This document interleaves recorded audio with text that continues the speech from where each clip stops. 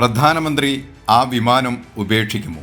ദിവസവും ഉപയോഗിക്കുന്ന വിദേശ വസ്തുക്കൾ വേണ്ടെന്ന് വെക്കുമോ? വിദേശ നിർമ്മിത വസ്തുക്കൾ ഉപേക്ഷിക്കണമെന്ന പ്രധാനമന്ത്രി നരേന്ദ്രമോദിയുടെ ആഹ്വാനം ഇരട്ടത്താപ്പെന്ന് ആം ആദ്മി പാർട്ടി നേതാവും ഡൽഹി മുൻ മുഖ്യമന്ത്രിയുമായ അരവിന്ദ് കെജ്രിവാൾ പറഞ്ഞു. വിദേശ നിർമ്മിത വസ്തുക്കൾ ഉപേക്ഷിക്കാൻ പ്രധാനമന്ത്രി തയ്യാറാണോ എന്നായിരുന്നു എക്സിലൂടെ കെജ്രിവാളിന്റെ ചോദ്യം. പ്രധാനമന്ത്രിജി, പൊതുജനങ്ങൾ സ്വദേശി ഉൽപ്പന്നങ്ങൾ ഉപയോഗിക്കണമെന്ന് നിങ്ങൾ ആഗ്രഹിക്കുന്നു. നിങ്ങൾ സ്വയം സ്വദേശി ഉൽപ്പന്നങ്ങൾ ഉപയോഗിക്കാൻ തുടങ്ങുമോ?